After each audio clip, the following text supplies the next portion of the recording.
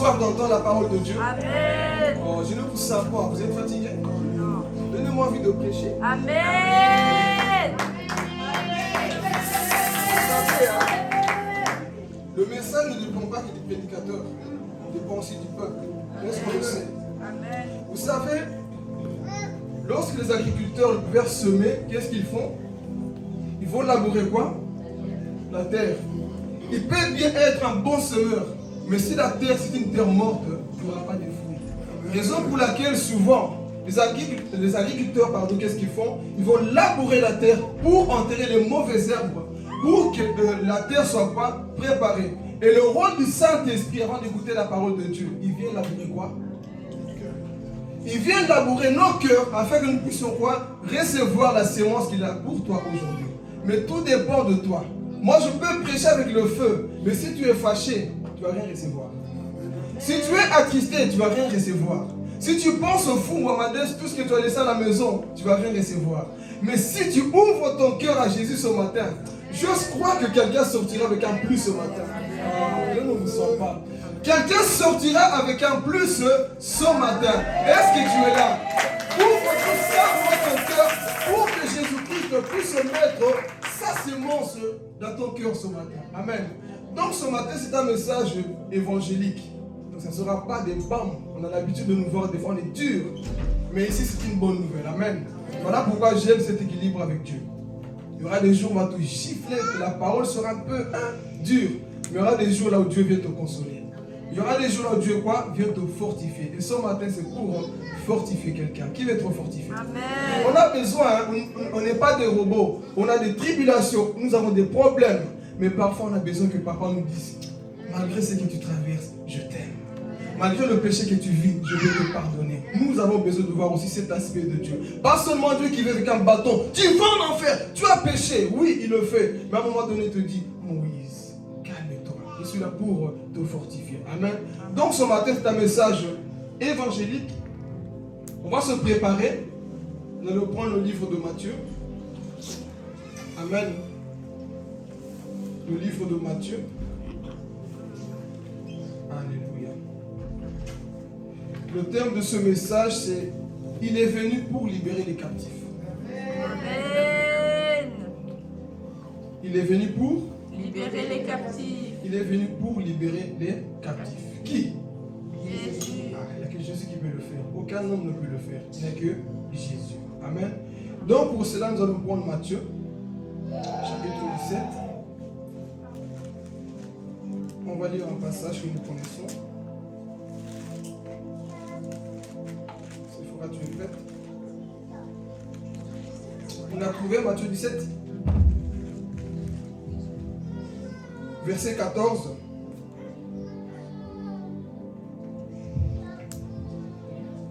Verset 14 jusqu'à 21. Alléluia. J'ai eu la parole au nom de Jésus. Amen. Lorsqu'ils furent arrivés près de la foule, un homme vint se jeter à genoux devant Jésus et dit, « Seigneur, aie pitié de mon fils qui est épileptique et qui souffre cruellement. Il tombe souvent dans le feu ou dans l'eau. Je l'ai amené à tes disciples et ils n'ont pas pu le guérir. » Génération incrédule et perverse, répondit Jésus, « Jusqu'à quand serai-je avec vous? Jusqu'à quand devrais-je vous supporter? Amenez-le-moi ici. » Jésus menaça le démon qui sortit de l'enfant, et celui-ci fut guéri à partir de ce moment-là. Alors les disciples s'approchèrent de Jésus et lui dirent en privé, « Pourquoi n'avons-nous pas pu chasser ce démon? » « C'est parce que vous manquez de foi, leur dit Jésus. Je vous le dis en vérité, si vous aviez de la foi comme un grain de moutarde, vous diriez à cette montagne, déplace-toi d'ici jusque-là, et elle se déplacerait. Rien ne vous serait impossible. Cependant, cette sorte de démons ne sortent que par la prière et par le jeûne. » Amen. Est-ce qu'on peut acclamer la parole de Dieu? Ici, cette histoire, vous pouvez aussi la coller avec Marc 9 et Luc 9, qui nous parlent de la même histoire. Amen. Et si nous allons voir, comme nous avons dit, que Jésus est venu pour libérer les captifs. Il faut savoir, depuis que tu es né, tu es plongé dans le péché. Et le péché attire quoi? La malédiction. Personne n'est né saint ici. Qui est né saint? Personne. Tout le monde est né où? Dans le péché. Et du fait qu'on est plongé, la race adamique est tombée dans le péché, nous grandissons avec ce péché-là. Amen. Et lorsque nous avons ce péché, c'est ce péché qui attire quoi? Les démons. C'est ce péché qui attire quoi? La maladie. Donc en soi, le but de Dieu, ce n'est pas que ses enfants soient malades. La maladie a commencé lorsque le péché est entré où? Dans le jardin d'Éden. C'est là où tout a commencé. L'homme grandit en étant quoi? Pécheur. Et je dis souvent, si tu es né pécheur, ce n'est pas de ta faute. Mais si tu meurs pécheur, c'est de ta faute.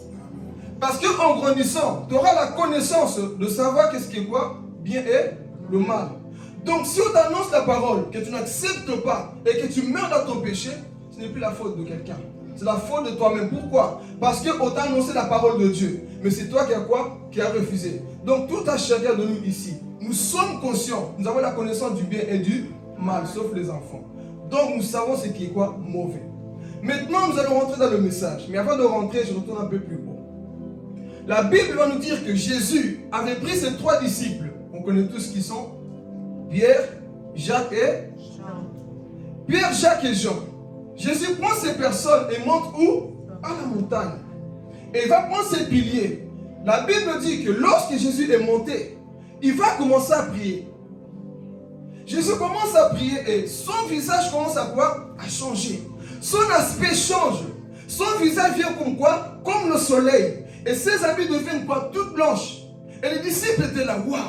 Mais quel est ce type d'homme? Ils étaient étonnés. Ils avaient la peur. Mais Pierre prend la parole et dit, Seigneur, il est bon que nous restons ici. Si vous avez vos Bibles ouvertes, voyez, vérifiez dans le verset 4. Pierre va dire qu'il est bon de rester ici. Oh, quand tu es dans la présence de Dieu, mon frère, ma soeur, tu n'as plus envie de laisser Jésus. Tu n'as plus envie d'abandonner le Seigneur. Tu prends plaisir à être chrétien. Parce qu'aujourd'hui, quand on parle de chrétien, on pense qu'on s'ennuie. Non. Quand tu découvres la personne de Jésus, tu n'as plus envie de le quitter. Est-ce que nous avons goûté la personne de Jésus? Amen. Alléluia. Pierre dit non, il n'est pas bon. En soi, Pierre voulait habiter dans la montagne. Pierre voulait habiter où? Dans la montagne. Pourquoi? Parce qu'il y avait la gloire de Dieu. Et quand il a vu ça, il a dit quoi? Oh, je vais construire 3 tentes. Pour toi et pour qui? Pour Moïse et Élie. Donc en soi, la présence de Dieu parfois c'est ça. On a envie de rester. Voilà pourquoi quand on prie, parfois je ne comprends pas les personnes qui sont là, bagarre. Les personnes qui ne prient pas. Les personnes qui te regardent. Non. Quand tu es touché par la présence de Dieu, tu n'as même plus le temps de regarder Maman Chantal. Pourquoi? Parce que tu es tellement dans sa présence que tu n'entends même plus les mouches bouger. Tu es tellement concentré. Tu n'as pas envie de quitter. Même le modérateur parfois t'énerve. Tu dis, ah mais lui aussi, laisse-moi prier. Amen. Ça sont des quoi? Des adorateurs. On n'aime pas quitter la présence de Dieu. Donc Pierre l'a dit, non, qu'il est bon de rester ici. Mais Jésus l'a dit quoi? Il n'est pas bon que nous puissions quoi? Rester ici. Donc qu'est-ce qu'il va faire? Construisons 3 tentes pour toi, Moïse et Élie. Mais pendant qu'il parlait, la gloire de Dieu descend. La gloire de Dieu descend, les disciples disent waouh. Et ils ont commencé à avoir quoi? Ils ont commencé à avoir la peur. Et tout d'un coup, la voix de Dieu va se faire entendre. Celui-ci est mon fils bien-aimé, à qui j'ai mis quoi? Toute mon affection. C'est pour vous dire que la seule voix, le seul chemin, la seule personne que nous devons écouter, c'est Jésus. On lui a dit, voici mon fils bien-aimé. Ce n'est pas Bouddha que vous devez écouter. Ce n'est pas Mohamed que vous devez écouter. Ce n'est pas les papes, ce n'est pas moi, mais la personne de Jésus. Parce que c'est lui qui libère les captifs. C'est lui qui sauve les possédés. C'est lui qui sanctifie les lépreux. C'est Jésus-Christ. Et la voix de Dieu va parler. Voici mon fils, écoutez-le. Et lorsqu'ils ont vu Moïse et Élie, ils ont quoi? Disparu. Pour nous faire comprendre que ce n'est plus les hommes qui sauvent, mais une seule personne qui sauve, la personne de Jésus-Christ. Est-ce que nous croyons à cette personne? Amen. Tu dois te réjouir lorsqu'on te parle de Jésus, parce qu'il est le seul à te sauver de l'enfer. Nous étions tous dans le péché, dans la malédiction, mais la seule personne qui est capable de se salir pour ton péché, ça parle de Jésus-Christ. Lui, il est venu pour les personnes qui étaient dans la masturbation, dans le vol, dans le mensonge, dans la sorcellerie. Lui s'est présenté pour lui dire que moi je te sauve aujourd'hui. Écoutez-le aujourd'hui, Jésus-Christ de Nazareth. Il est celui qui vient pour nous sauver. Amen. Donc ils étaient dans cette montagne on les fait comprendre que la véritable personne qu'on doit entendre aujourd'hui, c'est Jésus. Voilà pourquoi aime Jésus de tout ton cœur. N'aime pas les hommes de tout ton cœur, mais aime Jésus de tout ton cœur. Parce que lui, il est digne de quoi? De l'adoration. Et lorsque nous analysons nos églises aujourd'hui, est-ce que nous aimons réellement Jésus? L'amour est en train de diminuer pour Jésus. Et pourtant, il est le seul à te sauver. Amen. Alors, qu'est-ce qui va se passer? Ils vont descendre de Jésus, leur dit, ne dites rien à personne de ce que quoi vous avez vu. Alors Jésus descend avec Pierre, Jacques et Jean. Maintenant, nous allons rentrer dans le message. Qu'est-ce qu'on suit? Qu'est-ce qui va se passer? Jésus descend. Ses disciples étaient en train de se battre, parler avec les pharisiens, alors qu'il y avait un possédé au milieu d'eux. Il y avait des personnes malades au milieu d'eux. Ils n'ont pas pu chasser un simple démon dans la vie d'un petit enfant. Ils n'avaient pas de puissance. Ils n'avaient pas de foi. Ils étaient quoi? Incrédules. Et le monde actuel, c'est ça que nous vivons. Nous sommes ici, nous sommes la solution pour ce monde. Mais que faisons-nous? Qu'est-ce que nous faisons au milieu de ces personnes qui sont perdues dans le péché? Nous sommes parfois comme les disciples, incrédules. On ne croit plus que Jésus guérit. On ne croit plus que Jésus peut sanctifier les pécheurs. On ne le croit plus. Et les disciples étaient là. Et le Père, lorsqu'il a entendu que Jésus est descendu, il court vers Jésus. Jésus, mon fils est souffrant. Cet enfant avait quoi? Des démons en lui. Si vous lisez dans Marc, dans Luc, on détaille plus. On dit que l'enfant était quoi? Muet. Il était quoi? Sourd. C'est ça que le diable fait. Il prend des gens pour les amener où? Dans la mort. Mais nous qui avons l'autorité, nous sommes là pour repousser les œuvres du diable. Nous sommes là pour repousser ce que Satan veut faire dans ce monde-là. Si nous ne faisons rien église, Satan va continuer à faire n'importe quoi dans ce monde. Alors que nous avons l'autorité en nous. Parfois nous sommes comme quoi? Les disciples. Ils étaient là. Ils ont essayé de chasser. Le démon ne bougeait pas. Vous savez pourquoi? Ils avaient tellement la peur. Quand ils voyaient l'enfant qui écumait, la salive qui sortait, la langue qui sortait, les yeux qui sortaient. Je dis, hey, j'ai jamais vu ce type de démon-là. J'ai jamais vu ce problème. Tu n'as jamais vu, mais Jésus a déjà vu. Si tu lui fais confiance et que tu invoques son nom, il est capable de chasser n'importe quel démon. Mais les disciples, ils ont quoi? Ils ont eu peur. Donc la situation, c'est ça. Le père amène son enfant. Les disciples étaient incapables de chasser un simple démon.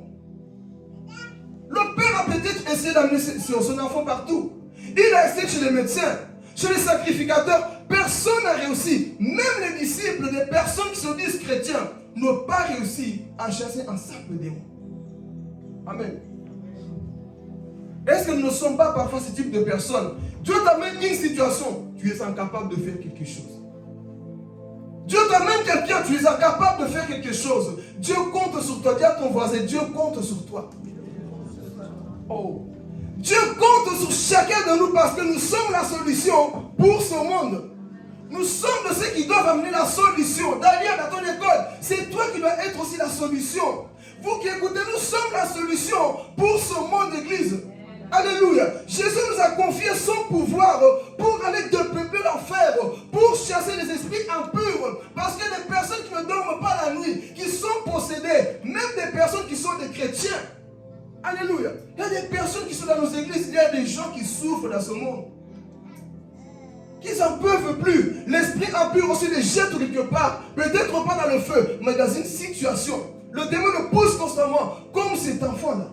Le diable le prenait, il le jetait dans le feu, il le jetait dans l'eau. Ah, je vais parler. Il le jetait dans l'eau. Mais est-ce que le diable a tué cet enfant?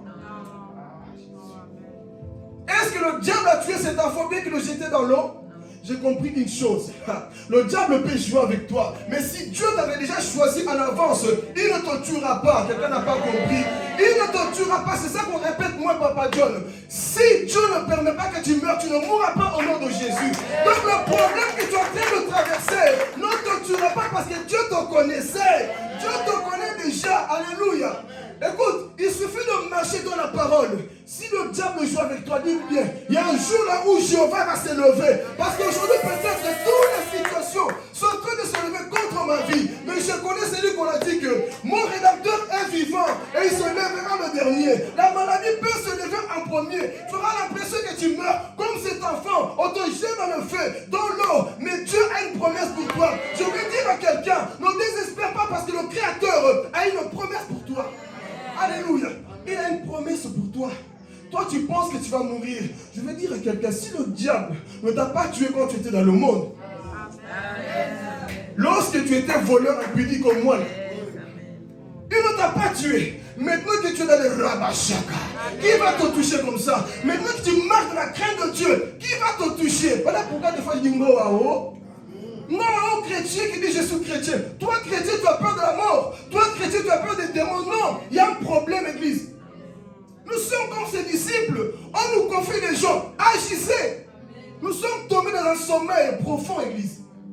Dieu te donne quelque chose. Il y a des chrétiens. Tu vois un cafard, j'ai peur. Tu vois une souris, j'ai peur. Le chrétien n'a peur de rien. Le chrétien n'a peur de rien. Est-ce qu'il y a vraiment rien? Est-ce qu'on a vraiment peur de rien? Nous voyons des chrétiens peureux. Tu vois les massous, oh je ne sais pas. Tu vois les démons, oh je ne sais pas. Comment ça? Tu ne sais pas que c'est eux qui doivent fuir devant toi. C'est eux qui doivent fuir devant toi. Toi tu vois un sorcier la nuit. Tu appelles Papa John. Papa John vient. Non, appelle Jésus. Appelle le Créateur. Mais quand tu es là, je ne sais pas, tu sais une douleur. Oh, priez pour moi, peut-être c'est la fin de ma vie. Jésus. Appelle Jésus. Alléluia. Nous avons mis Jésus aujourd'hui dans une boîte. Incapable. Un Jésus incapable. Moi, je ne sers pas un Jésus incapable. Je sers un Jésus qui est capable. Alléluia. Le problème aujourd'hui, c'est qu'on ne le fait pas assez confiance. Nous sommes incrédules. Toi, tu penses que tu vas y passer comme cet enfant. Tu ne passeras pas. Regarde jusqu'à présent. Combien d'accidents as-tu fait, mais le diable ne t'a pas tué? Combien de fois même le Covid t'a chopé, mais il ne t'a pas tué? Ah, Jésus. Regarde, la maladie t'a touché, mais il ne t'a pas tué. Toutes les situations sont venues dans ta vie, mais ne t'ont pas tué. C'était Dieu qui disait, c'est moi choisi, c'est moi choisi. Covid, Covid, tu vas la toucher, mais tu ne vas pas enlever son âme. Il y a des gens ici. On peut permettre parfois que la maladie te touche, mais Dieu ne permettra pas qu'on te tue. Alléluia. Parfois Dieu vous traite dans les épreuves comme Job. Ne dis pas Seigneur, tu as vu mon corps malade. Je dis, je suis un type de Job. Je n'abandonnerai pas l'Éternel. Satan a tout enlevé. Mais le tout de Satan, ce n'était pas les enfants de la richesse. Le tout de Job, c'était quoi? Dieu qui était en lui. Satan enlève tout. Mais n'enlève pas le Créateur qui est en moi. Alléluia. N'enlève pas le Dieu qui je sers. Et c'était ça cet enfant. Toutes les situations que tu as vécues aujourd'hui, Dieu t'aime. Dis à ton voisin, Dieu t'aime. Dieu t'aime.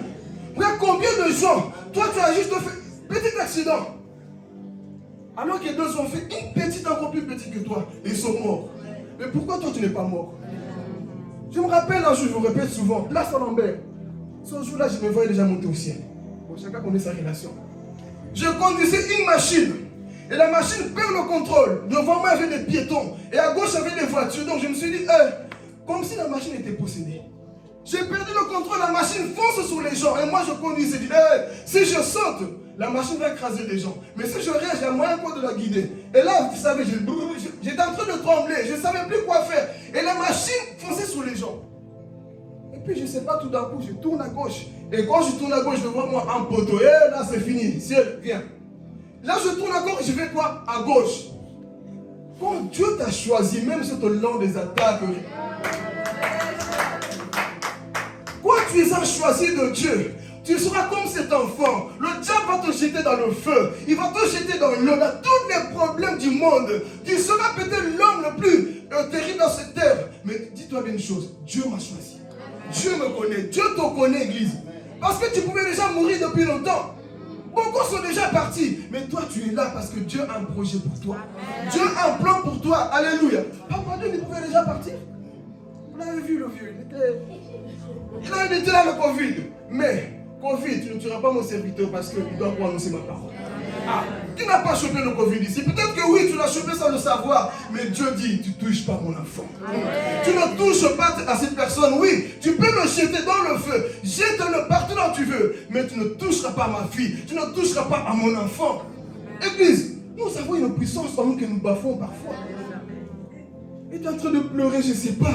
Ce problème va te tuer. Non, le problème ne va pas te tuer. Moïse, on a vu comment les eaux ne l'ont pas tué. Pourquoi? Parce que c'était le plus grand législateur d'Israël. La mer ne l'a pas noyé. Les crocodiles ne l'ont pas avalé. C'est pour te dire, écoute, arrêtons un peu de paniquer. Pourquoi vous paniquez pour des petits bobos? Et même si tu dois mourir, dis Seigneur, c'est mon temps, le ciel m'attend. Le chrétien, c'est comme ça qu'il doit vivre. Mais maintenant, nous avons des chrétiens, Maman Chantal, qui ont peur de la mort. Qui a peur de la mort ici? Vous savez, moi, Dieu m'a tellement affranchi qu'aujourd'hui, la mort, ça ne me fait plus rien. Des fois, je dis même à Aurélie que la mort vient même. Mais moi, je pense que l'église est encore là, je dois encore prêcher. Ah oui, on a envie de partir parfois. Mais on pense à l'église, on vous aime, on doit encore rester. Moi, dans le monde, quand j'ai pensé à la mort, tu vas peut-être en enfer, tu ne sais pas comment ça se passe la mort, donc on avait peur. Mais maintenant je suis en Christ, je sais qu'une place m'attend au ciel. Donc si je pars aujourd'hui, je sais où irai-je. Est-ce que tu sais où vas-tu aller après ta mort? Qui le sait ici? Est-ce que nous avons l'assurance du salut? Le chrétien doit avoir cette assurance. Tu te dis, si je tombe maintenant, des fois nous voyons des vidéos, des pasteurs qui prêchent, ils tombent, ils meurent. Mais là où tu es, est-ce que tu peux te dire, Seigneur, là où je suis là, sincèrement, là où tu es, si tu tombes, si tu meurs, est-ce que tu es sûr d'aller au paradis? Ça, c'est l'assurance que tu dois avoir. Pas l'assurance des voitures, téléphone, iPhone, ça, c'est des assurances qui vont périr. Véritable assurance, l'assurance du salut. Ça, c'est pas payé par moi, l'éternité. C'est ça que tu dois avoir. Tu dois avoir cette assurance d'un Seigneur. Même si les situations se présentent, moi, je sais une chose. Moi, il y a une maison qui m'attend au ciel. Donc, nous retournons dans la vie de cet enfant. Le diable a essayé de tout faire. On va tuer cet enfant. Et j'imagine, parce qu'on dit toujours que des fois le péché vient parce qu'on a ouvert des portes. Mais la Bible précise dans le livre de Marc que l'enfant était né comme ça. L'enfant n'a rien fait. Mais sûrement que quelqu'un dans la famille est parti consulter les secondiers. Quelqu'un a fait quelque chose qu'il ne fallait pas. Vous savez combien d'enfants sont victimes à cause des parents? Ton père voulait s'enrichir. Il voulait avoir le succès pour avoir des femmes. Il est parti toucher les secondiers. Aujourd'hui, les enfants payent le prix. Je peux parler? Il y a des enfants qui sont quoi? Quand tu vois un enfant qui trompe, qui fait beaucoup de choses bizarres, sache une chose parfois, que le père a touché aux choses qu'il ne fallait pas. Toi, tu dors la nuit, tu vois que des zombies, des démons. Est-ce que tu as signé un pacte avec le diable? Mais pourquoi tu vois ces choses?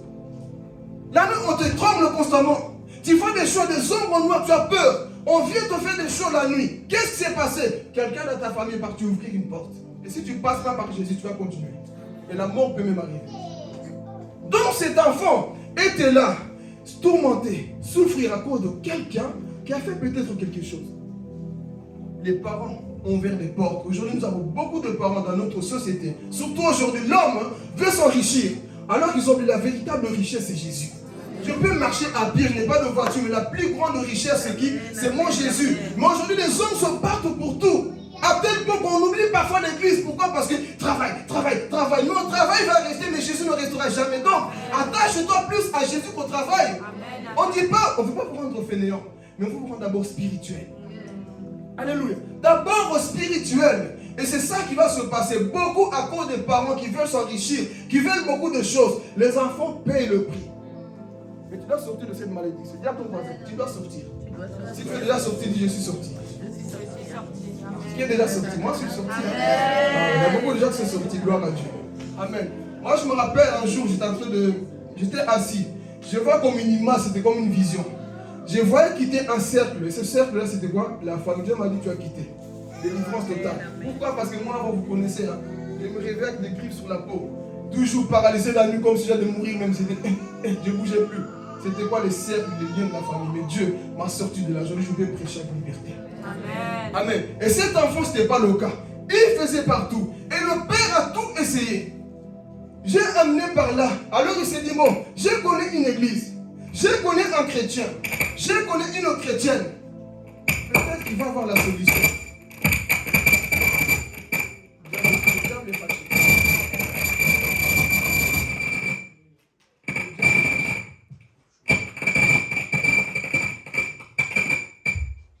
Alléluia. Amen. Vous voyez? Alléluia. Gloire à Dieu.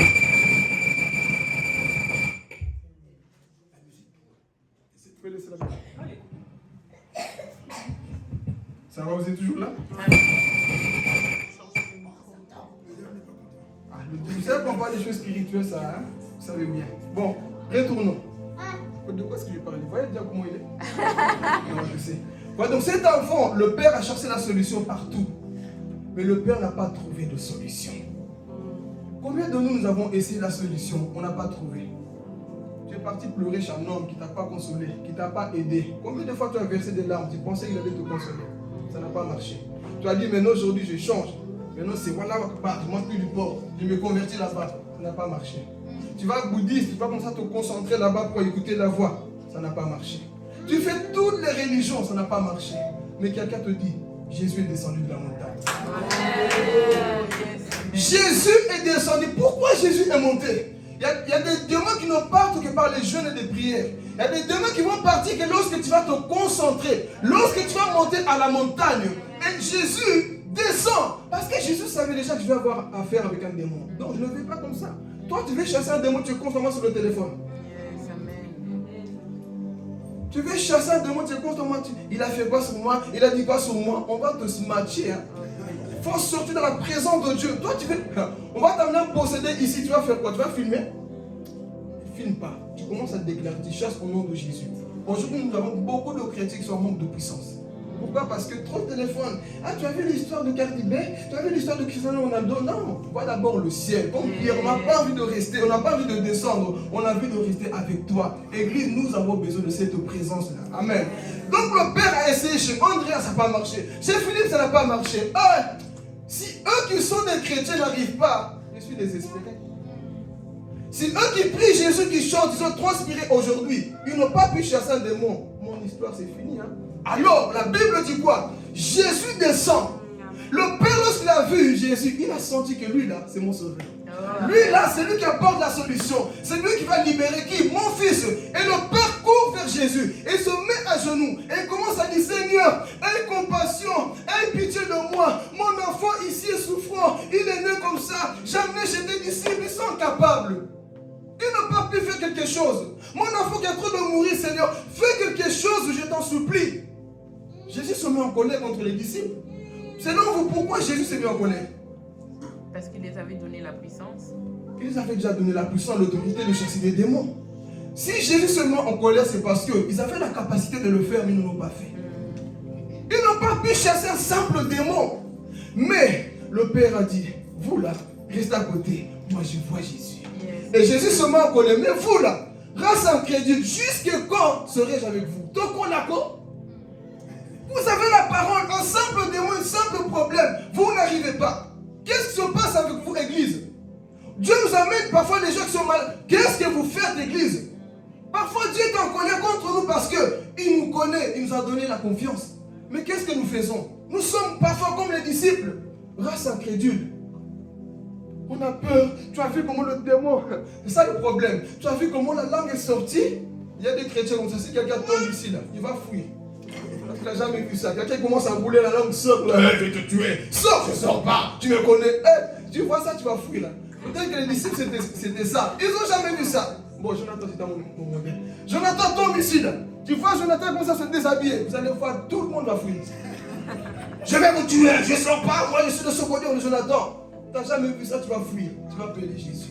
Et c'est ça qui s'est passé. Les disciples ont limité la puissance de Dieu à cause de ce qu'ils voyaient. Église, peu importe ce que tu vois du diable, sa puissance ne peut jamais dépasser celle de Dieu. Qu'il tire la langue ou pas, Dieu est plus puissant que Satan. Il faut que ça rentre dans notre tête, Église. Même si tu as vu un démon qui mesure 4 mètres, dis la puissance de Dieu est plus grande que ce démon que je vois. Alléluia.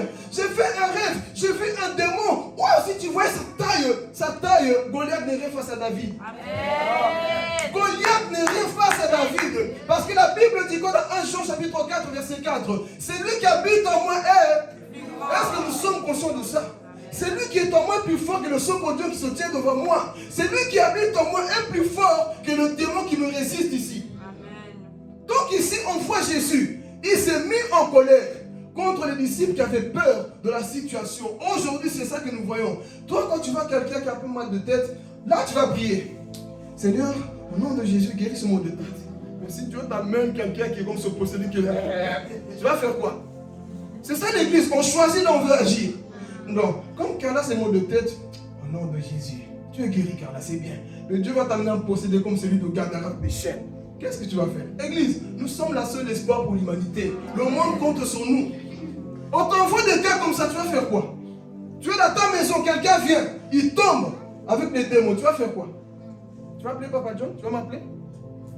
L'autorité, c'est en toi. Tout est en toi. Arrêtons parfois, il faut grandir, Église.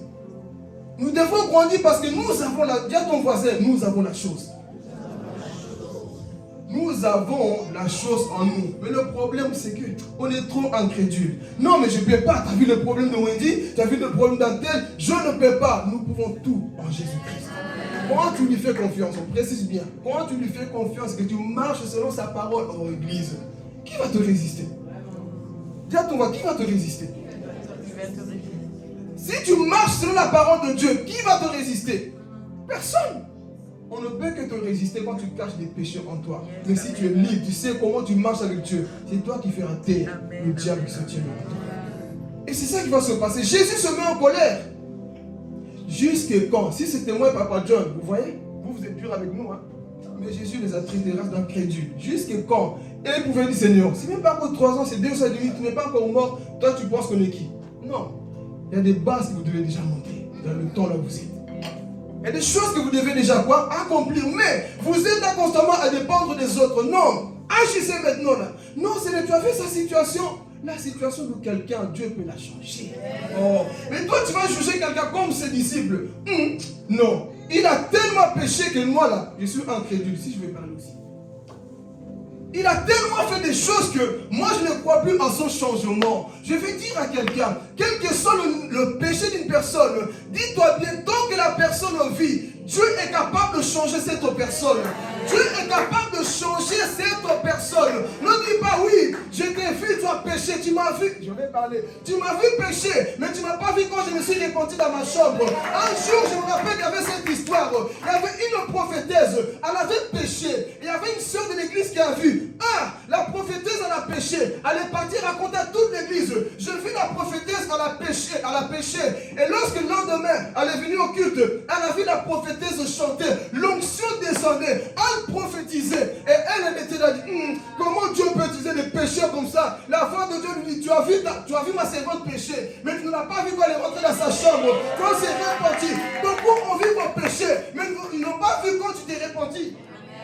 Alléluia. Tu as pointé du doigt quelqu'un parce que tu as vu son péché. Mais tu n'étais pas là lorsque la personne pleurait amèrement dans sa chambre de dit Seigneur, c'était la dernière fois que j'ai commis ce péché. C'était le dernier jour que j'ai dit cette chose. Je sais que tu me pardonnes. Je sais que tu me sanctifies. Tu as vu mon péché, mais tu n'as pas vu mon cœur repentant pour le Seigneur. Alléluia. Beaucoup vont vous pointer du doigt parce qu'ils connaissent vos péchés, mais ils ne connaissent pas votre repentance. Alléluia. Et les disciples, parfois c'est ça. Tu as vu le péché de Steve. Tu as vu peut-être son péché. Voilà pourquoi je dis, tant que la personne vit, ferme ta bouche. Ferme ta bouche, excusez-moi du terme. Tant que tu ne connais pas le cœur d'une personne, tais-toi. On a peut-être dit à Paul, lui là, pharisien moderne, c'est fini. Lui là, mais Dieu avait un plan pour lui. Les gens parfois qu'on pointe du doigt Dieu, un plan pour eux. Toi tu te dis non, le péché qu'il a fait est trop grand. Mais l'amour de Dieu est plus grand que le péché que tu vois. L'amour de Dieu est plus grand que le péché que tu peux voir parfois. Nous devenons méchants comme ça des fois. Parce que tu as vu le péché de Wendy. Tu as vu son péché. Mais n'oublie pas qu'on a celui qu'on appelle Jéhovah Mikadesh. C'est lui qui sanctifie. Il sanctifie encore les pécheurs. Arrêtons de pointer du doigt. Quand tu as vu la faute de quelqu'un, intercède. Ne dis pas, son péché, non. Il y a des péchés, mais là, non. Il y a des péchés et des péchés. Ne dis pas ça. Parce que Dieu, son sang est capable de laver n'importe quel péché. Il n'est pas limité. Toi, tu as vu le péché de Papa John. Moi, je ne vais pas vous prendre l'exemple. Tu as vu le péché de Papa John. Lui, il ne changera jamais. Lui, là, non. Tu as vu sa tête, comment il est? Il ne va jamais changer. Frère Philippe, lui, jamais. Ne dis jamais, jamais dans la vie de quelqu'un. Parce que tu ne sais pas qui sera qui demain. Ne dis pas à toi, là, c'est fini. Je t'ai vu comment tu agis. Toi, là, plus jamais tu vas changer. Tu ne connais pas le lendemain de quelqu'un. Tu vas dire, papa, lui, il est trop dur, il est trop comme ça, là. Tu ne connais pas ce lendemain. Ah, frère Philippe, lui, il est trop comme ça. Tu ne connais pas mon lendemain. Tu ne connais pas, donc ne me limite pas comme les disciples ont fait avec cet enfant. Nous avons tendance à minimiser les gens. Nous avons tendance à dire quoi? Lui là, sa situation là ne peut plus changer. Il tombe dans l'eau, il tombe dans ceci. Donc c'est fini. Tant que ce n'est pas Dieu qui a dit que c'est fini, rien n'est fini. Tant que ce n'est pas Dieu qui a ouvert la bouche pour dire que c'est fini, rien n'est fini. Dieu a un plan pour chaque personne dans ce lieu. Donc cet enfant qui avait des démons, Jésus a eu la compassion. Alors qu'est-ce qui va se passer? Nous partons vers la fin. Qu'est-ce qui va se passer? Jésus se met en colère. Mais qu'est-ce que Jésus dit? Amenez-le-moi ici. J'aime cette parole. Amenez-le-moi ici. Andrea, Jésus dit quoi? Amenez-le-moi. Jésus n'est pas limité. Jésus n'a pas peur des démons. Jésus savait qui était cet enfant. Jésus savait toutes choses. Dieu savait, Dieu te connaît. Il voit ce que tu fais en privé. Mais quand on t'amène vers Jésus, c'est qu'il va te façonner à son image.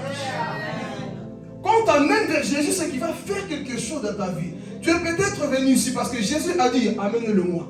Yes, amen. Tu es venu t'asseoir ici, tu n'es pas venu de toi-même. Oui, peut-être quelqu'un a utilisé quelqu'un pour t'inviter. Mais Dieu a dit, amène-le-moi. Amenez-le-moi, je n'ai pas peur des démons. Je n'ai pas peur de ton caractère, la méchant, jalouse, impuni que tu es. Je n'ai pas peur de ça. Parce que moi je t'aime, je vais te changer. C'est ça que Dieu voit en toi. Amenez-le-moi. Amenez-moi Philippe. Ah, je me rappelle de ce garçon-là. Comment il était impudique, méchant, voleur. Mais bonjour. Ma soeur était tout le temps m'inviter. Viens à l'église. Moi, vous savez déjà mon histoire. Footballeur que j'étais chaque dimanche, moi là. Je ne mettrai jamais les pieds dans l'église. Qui n'a jamais dit ça ici? Moi, je disais à ma soeur, moi, je ne mettrai jamais les pieds dans une église. Moi, laisse-moi le foot. Moi, j'ai visé loin. Standard, Barcelone. Mais ça marchait bien. Hein? Les coachs de Standard venaient me voir. Tu dois bientôt signer le contrat chez nous. Le foot marchait bien. Les techniques, là, vous voyez des fois, là. Hey, le foot est Simba. Mais Dieu voulait mes Simba avant. Ah oui. C'est pour ça que parfois mon père est fâché. Parce que lui, il voyait l'argent. Moi, cet enfant, j'ai investi l'argent. Je vois l'argent en lui. Mais Dieu a dit, tu vas prêcher un message de paix un jour. Si tu parles là-bas, ce n'est pas mauvais. Ça, si je ne dis pas que jouer au foot, c'est mauvais. Mais moi, j'ai dit, Seigneur, je préfère la coupe de. Vous savez pourquoi? Un jour, tu l'as vu de lire. On était ensemble, on jouait ensemble. Lui, c'était... que Dieu le bénisse, mais voilà, il y a des choses. On jouait ensemble. Et puis Dieu me montre dans une vision. J'ai pris un chemin, c'était beau. Il y avait la gloire, les gens m'acclamaient. Dieu me dit, tu peux suivre, mais tu vas te perdre. Et puis il montre un autre chemin. C'était désert, c'était souffrance. Puis sérieux. Comment on dit? Aidez-moi, le français n'est pas facile. Poussière, la poussière. Poussière, là. Poussiéreux. Donc il y avait beaucoup de choses, c'était sale. On me dit, c'est ça que tu dois prendre. Qu'est-ce que tu choisis? Mais dans le rêve, j'ai dit, je prends le chemin qui est sale. Vous n'avez pas acclamé. J'ai pris le chemin qui était sale parce que c'est là où Dieu voulait que j'y aille. Mais après, il y avait la gloire de Dieu. Amen. Donc j'ai dit non à ces personnes-là au foot. Et mon père, quand il a entendu que Philippe arrêtait le foot, tout. Donc il a commencé à parler mal de Dieu. Fils de ton Dieu. Il était fâché parce que lui, il voyait l'argent. Il s'est mis en colère. Mais Dieu m'a simba avant. Il dit non, non, non. Toi, je te mets à part. Et j'ai tout abandonné. Acha, tu es témoin. J'ai tout abandonné pour suivre qui? Jésus. Mais ma soeur était là chaque dimanche. Viens à l'église. Mets les pieds à l'église. Moi, dit jamais je mettrai les pieds. C'était Jésus qui disait. C'était Jésus qui disait, amène-le-moi. Amène-le-moi. Mon père, moi j'étais un grand voleur. Tu mets ton sac ici, tu te tournes, il n'y a plus d'argent. J'avais l'onction de vol, hein. Je vous dis. Maman Carole, tu mets le sac, tu te tournes, il n'y a plus d'argent. Satan m'avait communiqué une onction spéciale pour voler. Ma grand-mère, parfois, quand on marchait, moi, je mettais ma main en live, hein, en direct. Je volais. Je voyais son visage comme ça. Et moi, je prenais. L'argent disparaissait. Les gens pleuraient dans la maison. Qui a pris l'argent? Et moi, j'étais là. L'argent a mis dans mes chaussettes. J'étais parti cacher, j'ai enterré un trou. Et les gens pleuraient. J'avais pas de pitié. Mon père qui me tapait, il voulait m'amener chez les sorciers pour dire, cet enfant, il a quelque chose là. C'est pas normal. Comment il peut voler comme ça et mentir? J'étais un vrai menteur aussi. Je mentais comme je respire.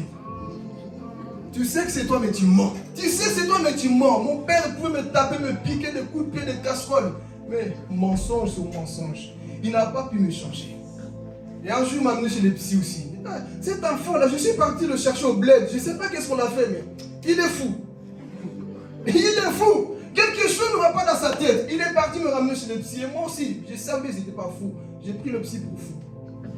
Parce que me poser des questions, si tu dois tuer quelqu'un dans ta famille, qu'est-ce que tu vas choisir? Mais si vous me prenez pour fou, pourquoi je dois tuer quelqu'un dans ma famille? Je ne suis pas fou. Donc eux-mêmes ils étaient un don, il n'a rien. Donc mon père aussi, il a essayé, par des gifles, par des punitions, par des psys, par plusieurs façons. La police est venue. Personne n'a pu me changer. Achète le témoin. Mais qu'est-ce qui s'est passé un jour? Ma soeur, Philippe, viens à l'église. Viens à l'église que je... Bon, ça va, je viens.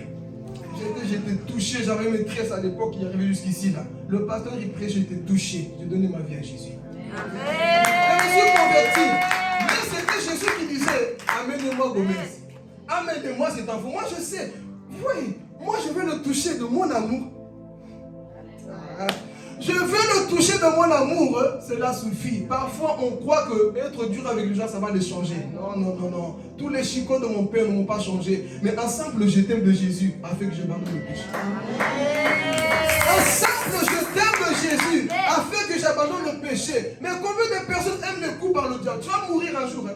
Va chez Jésus, pardon. Va chez lui, lui il va te changer. Lui il ne va pas te gifler, il va te dire mon fils, je t'aime. Quand tu comprends cet amour, tu abandonnes tout. Et c'est ça qui s'est passé. On a dit, amène-le-moi, ce Philippe-là. Je vais le changer. Tu es peut-être ici. Dieu te dit, amène-le-moi. Je ne sais pas ce que tu vis. Je ne sais pas ce qu'il y a en toi. Une situation, quelque chose, un comportement. Peut-être que ton mari est fatigué de toi. Il te dit, toi vraiment, tu continues. Tes enfants sont fatigués de toi. Tous les gens sont fatigués de toi. Mais un homme qui n'est jamais fatigué de toi, qu'on appelle Jésus. Il y a un Dieu qui n'est jamais fatigué de toi. Lui s'appelle Jésus. Là où les hommes sont limités, lui n'est pas limité pour ta situation. Et on lui dit, amène-le-moi. Là où l'homme, l'église est limitée, Jésus n'est pas limité. Donc tu as peut-être prié pour quelqu'un, ça ne marche pas. Amène vers Jésus. Oui, mais ça dure, Seigneur. Peu importe le temps, c'est toi qui as la clé de la délivrance de cette personne. Donc moi, je te fais confiance, Seigneur. Amenez-le-moi. Amenez les situations vers Jésus-Christ. Et c'est ça qu'ils vont faire. Ils prennent l'enfant, ils amènent vers Jésus. Jésus n'a pas commencé à faire du sport ou quoi que ce soit. La Bible dit qu'il a parlé sévèrement au démon. Quitte son corps. Et à l'instant, le démon commence à bouger, je t'ai encore l'enfant, je te connais. Quitte le corps de cet enfant. Parce qu'aujourd'hui, vous allez voir qu'il y a des comportements que vous voyez parfois. Ce n'est pas humain. Tu peux parler? Il y a des gens, parfois, tu conseilles. Tu dis des choses, parfois, il y a des liens derrière. Parce qu'il faut savoir, il y a une différence entre une personne qui est possédée et une personne qui est oppressée. Possédé, c'est-à-dire que le démon est en toi, il te pousse à faire des choses constamment, sans même ta volonté.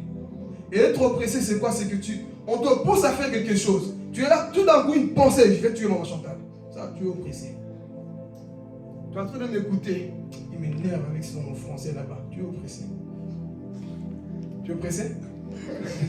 Tu es oppressé. Tu es là, tout d'un coup, une pensée bizarre, une pensée diabolique. Tu es peut-être oppressé quelque part.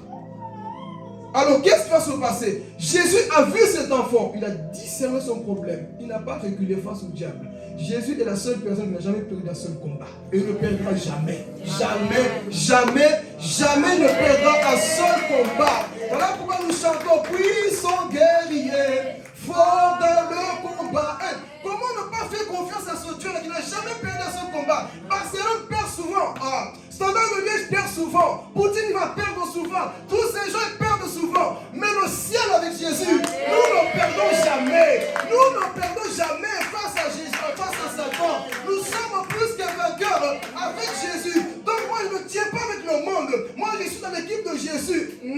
Dans l'équipe de Jésus. Parce que chez nous nous gagnons constamment. Alléluia. En Jésus nous gagnons constamment. Il ne perd pas. Il est toujours victorieux. Là où Jésus est, c'est pour ça que lui, là, son équipe, vous savez, dans son équipe, il y a la discipline. Marque de la sainteté, applique sa parole, jeûne comme nous allons le voir après, prie constamment, tu verras que tu seras plus que vainqueur. Mais si tu bafoues ça, c'est toi combien de petits points à chaque fois. C'est à cause de toi que l'équipe parfois va perdre. Tu es un type de accent. À cause de toi, marque chez nous. Mais si tu es intègre, Satan ne marquera même pas. Il n'aura même pas l'occasion. Et c'est comme j'avais dit, quand on joue contre le diable, chez nous, il n'y a pas de goal. Hein. Qui connaît le foot ici? Chez nous, il n'y a pas de goal. Vous savez pourquoi? Là-bas, chez eux, il y a le goal. Chaque fois, Jonathan, il tire au milieu du terrain. Boum, il peut marquer. Mais chez nous, il n'y a pas. On n'a pas besoin pour se défendre. Christ est déjà là. Ils ont besoin de gardiens, mais nous n'avons pas besoin. Christ est déjà là. Donc pourquoi on a mis les gardiens? Parce qu'on ne marque pas chez nous. Alléluia. Chez nous, on ne marque pas, mais c'est nous qui marquons. Et c'est ça qui va se passer ici. Jésus va libérer cet enfant qui était depuis sa naissance possédé par un esprit quoi? Épileptique. L'enfant se jetait. Et je me rappelle, cet esprit est vraiment mauvais quand j'étais en Afrique.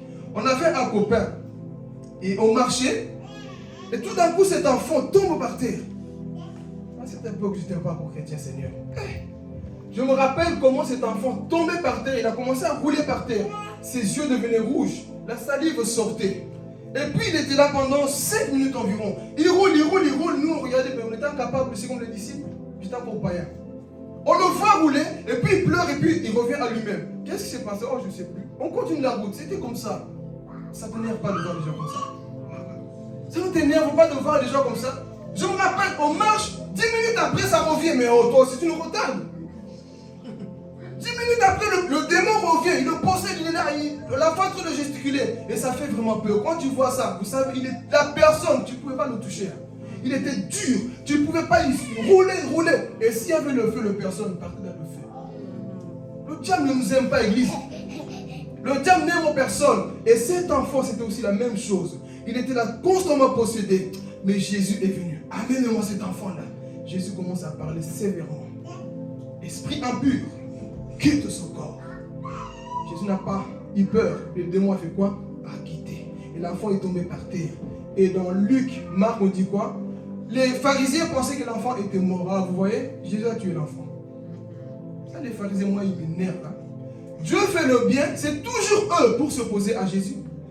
L'enfant est mort, mais l'enfant n'était pas mort. Jésus avait libéré l'enfant. Et il prend l'enfant par la main et il donne à son père. Imaginez-vous la joie du père. Mon fils est né comme ça, là. Je vois mon petit Noël, fils unique pour le moment. Une situation qui arrive, ton cœur sera comment? Il y a des situations, je dis parfois, il faut les vivre pour les comprendre. Ton propre fils, ta propre mère, quelqu'un autour de toi a quelque chose. Tu n'auras pas la même douleur que moi. Voilà pourquoi ne me juge pas parfois quand je crie comme ça. Ne me juge pas parfois quand je jeûne comme ça, parce que je sais pourquoi je le fais. J'ai quelqu'un dans ma famille qui doit être libéré. J'ai quelqu'un autour de moi qui doit sortir de une situation. Donc, ne me décourage pas quand j'avance comme ça. Parce que je sais le pourquoi je le fais. J'ai un fils à la maison, rien ne va. J'en ai partout, ça ne bouge pas. Mais ce que j'aime chez ce père, il ne s'est pas découragé. C'est ça l'amour. Est-ce que le père a dit, bon fils, vis comme ça? Non. Le père va chercher la solution. C'est lui qui aime ses enfants. C'est lui qui aime ses enfants, qui aime sa famille, ne reste pas le dimanche à la maison. Non. C'est lui qui aime ses enfants. C'est lui qui veut que Dieu agisse dans sa vie. Va se lever pour chercher la solution qui est Jésus. Tu ne vas pas rester à la maison, cloué en attendant la solution. Non. La solution vient quand tu te lèves pour aller prier. La solution vient quand tu bouges. Allez, dis à ton voisin, bouge. Le père a bougé. Il pouvait dire, bon, ça fait longtemps. Ça fait longtemps qu'il est né comme ça. Dieu ne fait rien, c'est bon. Oh, tu as peut-être prié, ça n'a pas marché. Continue encore. Je vais dire à quelqu'un, continue encore. Que tes échecs ne t'empêchent pas d'avancer. Mais continue parce que Dieu est fidèle. Dieu est fidèle dans ta vie. Il suffit de continuer. Oui, mais j'ai prié. J'étais dans telle église, le pasteur là-bas il est loin, il a l'onction, il a tout fait. Le pasteur ce n'est pas Dieu. Moi j'attends le retour de Jésus. Lui il est capable de délivrer toutes choses à la fin. Aujourd'hui peut-être ma mère ne marche pas, mais si elle se convertit, au dernier jour, elle va marcher. Donc les échecs d'aujourd'hui, ce n'est pas une fin. Voilà pourquoi je ne perdrai pas ma joie. Parce que je sais une chose, que Dieu agira à la fin. Il agira. Sois comme si ce père. Il n'a pas dit vos jeunesse comme ça. Ce sont les violents qui sont en part du royaume. Ce sont les violents.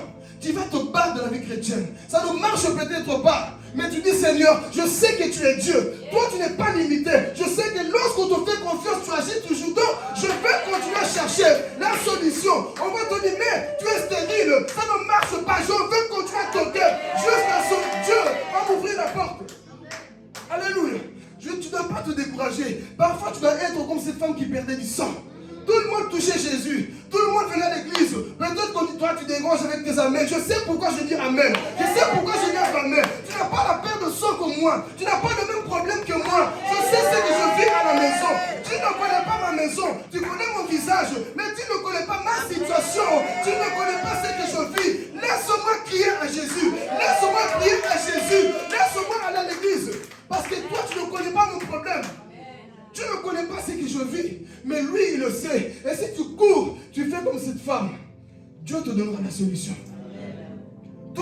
toucher Jésus. Mais la femme aussi, comme cet homme. Voilà pourquoi soyez des véritables chrétiens qui ne se découragent pas. Même en rampant, mon frère, même avec un seul pied, même à ta fatigue, bats-toi pour toucher Jésus. Bats-toi pour toucher Jésus. Même si aujourd'hui tu dis, je n'ai plus les moyens, Seigneur, les forces me manquent, mais tu as encore une bouche pour crier. Tu as encore une bouche pour prier. Même si ta bouche est fermée, même si ta voix est cassée, il faut comme Anne. Anne n'avait plus de voix, mais ses lèvres murmuraient. Et Dieu a entendu les cris de son âme. Dieu écoutera les cris de ton âme. Alléluia. Dieu écoutera les cris de ton âme. Avance encore. Ne te décourage pas. Je vais dire à quelqu'un, rien n'est fini. Accepte cette parole au nom de Jésus. Rien n'est fini. Parce que le Dieu que tu sers n'est pas encore mort. Je serai avec vous tous les jours jusqu'à la fin du monde. Pour le moment, tu ne vois rien. Mais dis-lui, Seigneur, je sais que tu es Dieu. Parfois, tu as l'impression que oui, les hommes ne peuvent rien faire. Humainement, il n'y a pas de solution. Mais je sais que tu es Père. Je sais que tu es Dieu. Ma mère, ça ne fonctionne pas. Ma famille, ça ne fonctionne pas. Moi-même, ça ne fonctionne pas. Mais je sais que tu es Dieu. Je sais que tu es capable. Et tu n'es pas venu mourir à la croix pour que je sois comme ça, Seigneur. Non, c'est Satan qui veut me rendre comme ça. Mais toi, tu es venu pour me libérer, Seigneur. Je crois encore en toi, Seigneur. J'ai foi en toi, Seigneur. Je ne suis pas incrédule. Je vais continuer. Il faut mieux que tu me dises que tu as beaucoup cru qu'être trop incrédule. Je vais continuer à y croire à ce Dieu, Père. Jusqu'à mon dernier souffle, je vais croire que Dieu est capable de changer messager de paix. Oh, Jésus, je vais parler. Je vais croire. Pendant que les autres vont dire, mais d'où votre église? Non, pas votre église. Je crois que Dieu peut changer les cœurs. Je crois que Dieu peut ouvrir les cœurs. Je crois que Dieu peut ramener les âmes. Je crois que ce Dieu est fidèle. Alléluia. Il faut des hommes de foi dans ce monde. Des hommes de foi dans nos églises. Parce que quand tu manques de foi, on va te traiter d'incrédule. Mais un homme spirituel prend des risques là où les hommes charnels n'osent pas. Les hommes spirituels prennent des risques là où les choses sont comme les disciples. Pendant qu'André dit, il y a un garçon qui a 5 pains de poisson. Je te présente, Seigneur, tu es capable. Sois un peu de chrétien déterminé dans la vie.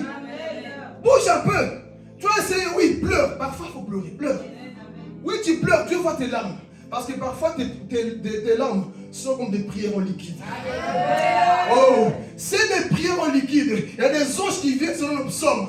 Ils prennent tes larmes, ils amènent vers le trône de grâce. Ces larmes appartiennent à qui? Ouvrez. Ces larmes sont des larmes de maman Chantal. Elle n'arrive pas à parler, mais son cœur est en train de verser des larmes. Ce sont des prières. Oh, quand je vois les larmes de Wendy, oh, ça c'est la prière de Wendy, mais en liquide. Ouvre, là au ciel, Dieu sait lire nos larmes. Oh, nous les hommes, nous jugeons les larmes des gens, mais Dieu sait lire nos larmes. Il sait que dans ces larmes, il y a l'amertume, il y a la peur, il y a beaucoup de choses, il y a les regrets. Dieu lit dans tes larmes pour te changer, pour amener la solution. L'homme a dit, tu pleures beaucoup, tu ne connais pas mes pleurs. Tu connais comment j'agis, mais tu ne connais pas mon histoire. Alléluia. C'est ça qui se passe dans ce monde. Sois déterminé. Et parfois, je vais nous apprendre à être comme les 4 lépreux de Samarie. On connaît tous l'histoire, n'est-ce pas? Ils avaient la lèpre. Sans l'histoire, ils s'attendaient quoi? La mort.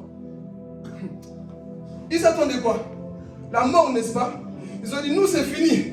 Maman Carole, on a dit à ces 4 lépreux, comme vous êtes des lépreux selon la loi juive, les lépreux ne pouvaient pas s'approcher avec les gens. Il fallait rester dans un coin, rejeté de la société. On ne pouvait plus y puer, les oreilles tombaient, la peau pendait, ils sentaient mauvais. Restez là-bas, vous allez mourir. On attend la mort. Parfois dans la vie, la société, nos familles nous font ça. Reste là-bas parce que tu es lépreux. Mais ils ont dit, ok, on va rester lépreux. Pas grave. Il y avait la famine là-bas. Entre eux, quelqu'un a dit, écoutez, de toutes les façons, comment on dit encore l'expression là? Une chèvre morte, est-ce qu'il n'est pas pour mourir? C'est comment les gens? Il y a une expression qu'on dit chèvre ou je ne sais plus quoi là. Bon, bref. Quand tu es déjà tombé, est-ce que tu vas retomber? Ah, vous voyez, hein? C'est comment? Dites-le-moi. Vous dites, vous avez oublié. Bon, bref, je continue. Donc, on dit, quand tu es tombé, est-ce que tu vas avoir ta tête? Tu es déjà à terre, donc ces 4 lépreux étaient déjà quoi? À terre. Et quelqu'un se lève, Jonathan dit, écoutez, on est lépreux. Papa John, tu vois pas on est lépreux? Oui, on est lépreux. Mais qu'est-ce qu'il faut faire? De toutes les manières, on reste ici, on va mourir. Et si on va là-bas, on va mourir. Donc mourir pour mourir, vaut mieux mourir en essayant. Amen. Vaut mieux mourir, au moins tu as essayé. Même si Satan te mettra ici pour te tuer, au moins tu l'as mordu. Je ne mourrai pas comme un lâche. Oh, même si je dois mourir dans ma fatigue, battu, tu m'as tapé, tu m'as tabassé. Mais je ne me laisserai pas faire. Dans la vie, ne laisse pas Satan faire. Non, ne laisse pas. Bats-toi, prie, jeûne, prie, intercède. Ne laisse pas, lève-toi. Ne laisse pas la fatigue t'enterrer. Dis, je me lèverai. Même si je dois mourir dans le combat, au moins, je me suis battu dans la vie que de rester à la maison. Et ces 4 lépreux ont dit quoi? On va se mettre debout. Écoutez maintenant, qu'est-ce qui va se passer? Ils ont dit, on va se mettre debout. On va aller là-bas en Samarie. Mais il y a la famine, c'est pas grave. Qu'on meurt ici, qu'on meurt là-bas, c'est pas le problème. Moi, je suis déjà mort en Christ. Que je meure ou pas, moi, vaut mieux essayer. Alors ils ont commencé à marcher. Écoutez, ils ont commencé à marcher. Qui entre en jeu? Jéhovah. Jésus entre en jeu. Et le camp adverse, c'était les 4 lépreux qui marchaient, faibles, hein? Mais le camp adverse a entendu le bruit d'un char. Ils ont entendu le bruit de qui? D'un char. Mais c'était qui marchait? C'était peut-être la prière de Aïcha. Seigneur, je suis faible, j'arrive plus. Mais dans le camp adverse, on voyait Aïcha battre les démons. Dans le camp adverse, on voyait Maman Carole en train de battre les démons. Mais écoutez, parfois toi tu penses que quand tu pries, rien ne se passe. Alors que tu oublies qu'il y a un monde spirituel. Nous souffrons parfois qu'il y a un monde spirituel. Toi tu dis, j'ai prié, ma voix est cassée. Mais tu ne sais pas ce que tu as semé dans le camp adverse. Tu ne sais pas ce que tu as fait dans le monde invisible. Voilà pourquoi j'encourage quelqu'un ici. Continue de prier. Continue de te battre. Parce que tu ne sais pas ce que Dieu fait quand tu commences à te lever. Alors ces 4 lépreux disent quoi? Non, on va aller. Et ils commencent à marcher. Les Philistins, ils ont dit quoi? Il y a un bruit de char que nous entendons. Est-ce que Dieu était vraiment avec eux? Dieu est entré dans la foi des 4 lépreux. Il a dit, comme ils m'ont fait confiance, je vais agir. Et pendant qu'ils marchaient, le camp adverse, ils ont tout abandonné, la richesse, nourriture, ils ont tous quoi? Fui. Pourquoi? Parce que Dieu est entré en foi par les gens qui ont dit, je ne mourrai pas, je vivrai. André, c'était pas pour le chant là. Je ne mourrai pas, je vivrai. Est-ce qu'on peut chanter ce chant de terminer? Je ne mourrai pas, je vivrai. Dis à ton voisin, oh, voyez, vous avez peur. Dis-lui, je ne mourrai pas, je vivrai. Je ne mourrai pas, je vivrai. Je mourrai quand Dieu va le décider. Et tant que Dieu n'a pas dit que c'est ton temps de mourir, tu seras comme les 4 lépreux. Ce n'est pas comme mon agenda. Parfois les sorciers vont dire quoi? Cette année-ci, Philippe doit mourir. Ils vont mettre ton nom dans le livre de mort. Mais quand tu te lèves dans la prière, ton nom on l'efface, on le met dans le livre de vie. Il y a des gens qu'on a dit que cette année, tu ne vas pas la traverser. Parce que moi, Satan, moi sorcier, j'ai parlé. Et là, quand tu te repentis, qu'est-ce qui se passe? Dieu entre en jeu. Efface son nom dans le livre de mort. Efface son nom. Dieu entre en jeu. Et c'est ça que nous vivons dans ce monde. Et ces 4 lépreux ont commencé à marcher. Tout le monde a fui. Pourquoi? Parce qu'ils avaient la foi. Est-ce que nous pouvons avoir la foi aujourd'hui? C'est cette foi déterminante qu'on doit avoir en étant des chrétiens. Arrêtons en fait de pleurer. Restez là-bas, encaissez à chaque fois les coups. Non, quand tu bouges, Dieu bouge. Quand tu commences à te lever, Dieu se lève. Fais le premier pas, Dieu fera le deuxième. Et pour terminer ici, qu'est-ce qui se passe? Il a chassé. Il va parler maintenant à ses disciples. Vous aussi. Il fallait amener cet enfant. Et les disciples étaient là peur et disent, hey, on n'a pas pu chasser ce démon. Imagine tous les yeux sur eux. Mais pourquoi vous n'avez pas su chasser ce démon? Tu vois ta soeur qui t'amène un problème. Ta fille ou ton fils qui t'amène un problème. Tu es incapable. Nous sommes incapables parfois d'agir avec la puissance de Dieu. Et ici maintenant, dans un premier temps, Jésus a dit quoi? À cause de quoi? À cause de votre incrédulité. Vous êtes des gens trop comme des Thomas. Moi, je ne crois pas que Dieu peut faire. Toi, tu crois que Dieu ne peut pas faire. Tu es Dieu. Toi, tu crois que Dieu ne peut pas agir. Tu es Dieu. Notre Dieu ne change pas. Il est le même hier, aujourd'hui et donc là où l'homme est limité, notre Dieu n'est pas limité. Il faut ramener tout à Jésus. Là, toi, tu ne sais plus rien faire. Dis, papa, ok, moi maintenant, là, je te confie mes enfants. Je te confie mon mari qui est dur. Je te confie mon enfant qui est dur. Ma femme qui est dure. Je te confie mon patron là qui m'énerve au travail, là, que tu veux maintenant gifler, tuer. Dis, Seigneur, occupe-toi de lui. Moi, je n'en peux plus. Il m'énerve de trop. Il me saoule. On me dit souvent. Hein? Il me saoule de trop, Seigneur. Occupe-toi de lui. Là où tu es fatigué, confie-le à Jésus. Il est capable de faire quelque chose. Amen. Et c'est ça qui s'est passé. Jésus a traité ce problème là où les disciples n'ont pas su. l'échange. Et maintenant les disciples ont de la honte. Seigneur, pourquoi on n'a pas réussi? Jésus a dit d'abord à cause de quoi? Votre incrédulité. Et maintenant, Seigneur, il se rapproche encore de vous. Voyez, ce sont des démons, mes enfants, ne peuvent que partir par le jeûne et la prière. Ainsi, nous parlons aussi du jeûne. Toi, tu veux toujours miafou, manger. Tu ne veux pas te discipliner aussi un jour pour jeûner. Mais sache que le diable va te résister. Dis à ton voisin, il va te résister. Il va te résister. Il y a des principes à respecter. Ne dis pas, bon, c'est bon, je suis chrétien, enfant de Dieu, démons à fuir. Non, il y a aussi des principes à respecter. Les disciples étaient des païens. Et pourquoi le diable a résisté? Donc, parfois, des principes à respecter. Il faut jeûner. Dis à ton voisin, c'est quoi la dernière fois que tu as jeûné? C'est quoi la dernière fois? Un jour, on a fait ici, papa, tu te rappelles, on a fait le jeûne ici. On a vu comment les gens...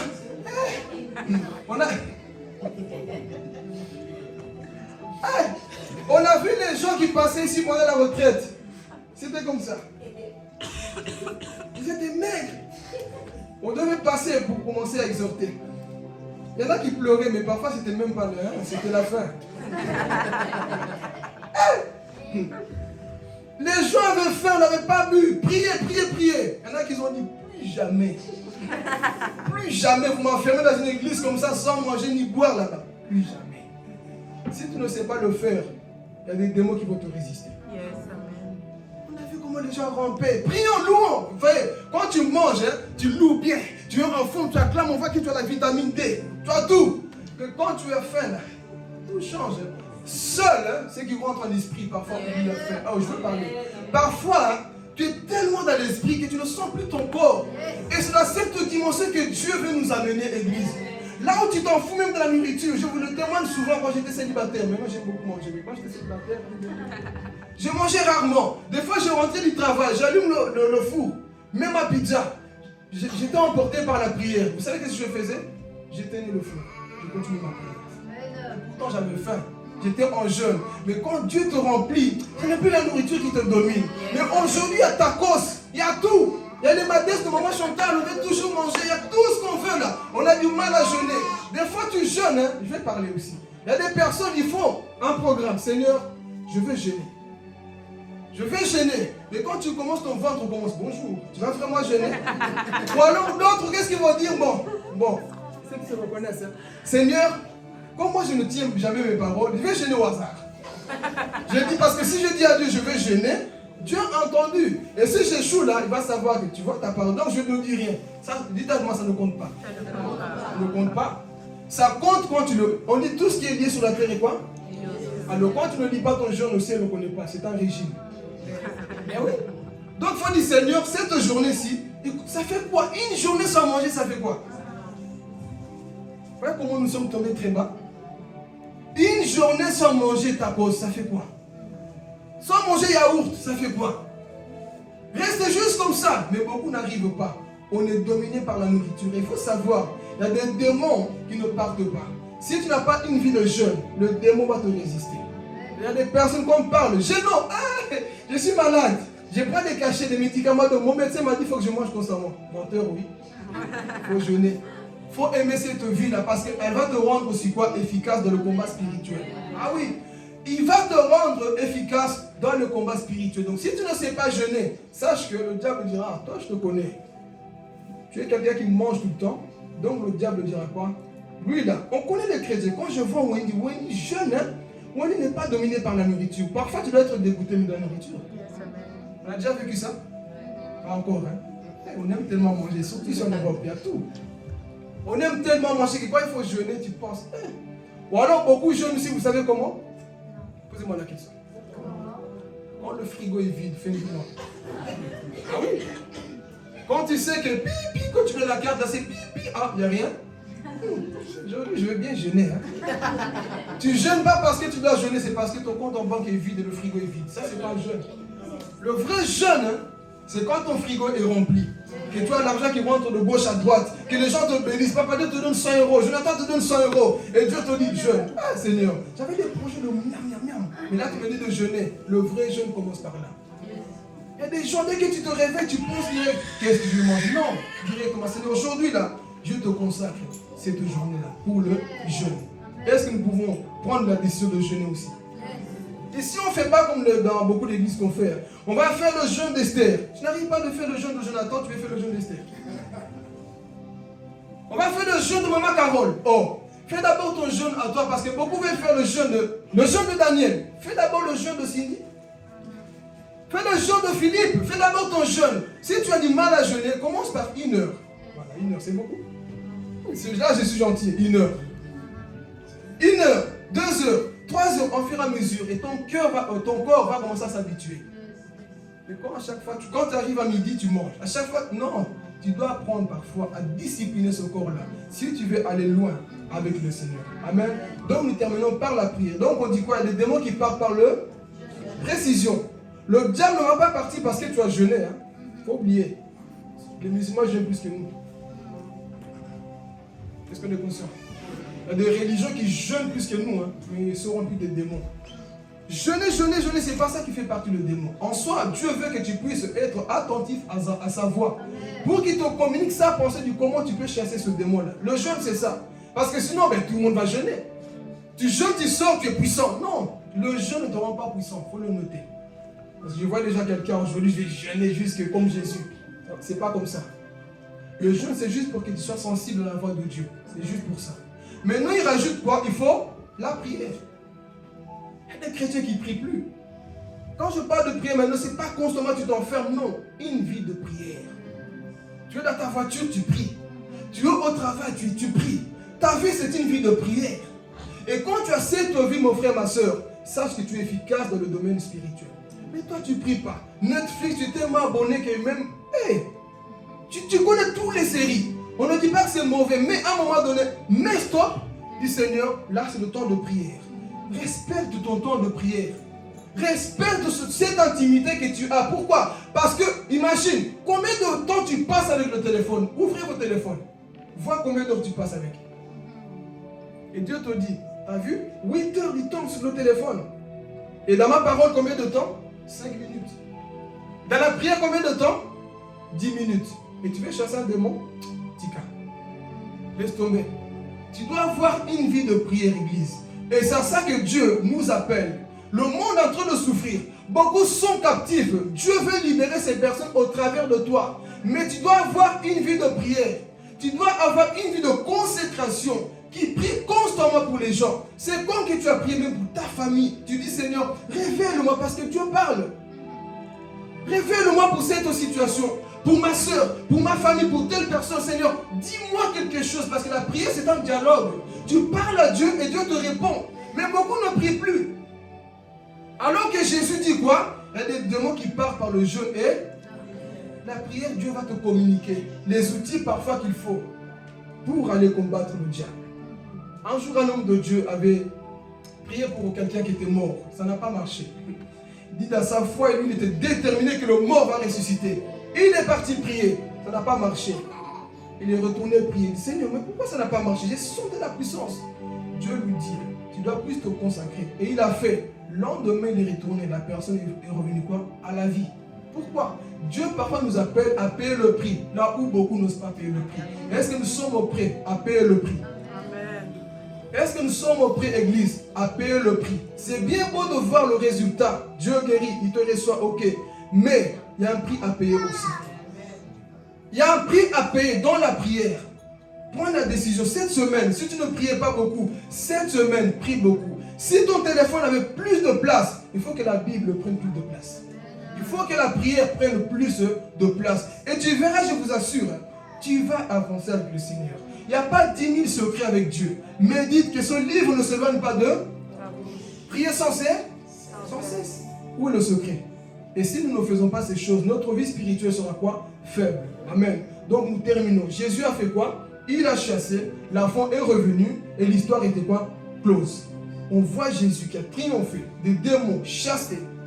Et cet enfant qui était depuis sa naissance perdu, on voit que lorsque Jésus se pointe quelque part, il amène toujours la solution. Cette semaine, je prie pour quelqu'un que tu sois la solution pour quelqu'un.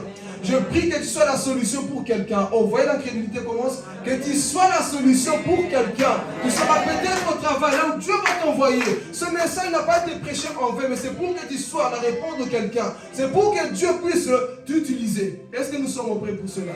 Alors que Dieu vous bénisse, va se mettre debout, va prier. Alléluia. Alléluia Jésus.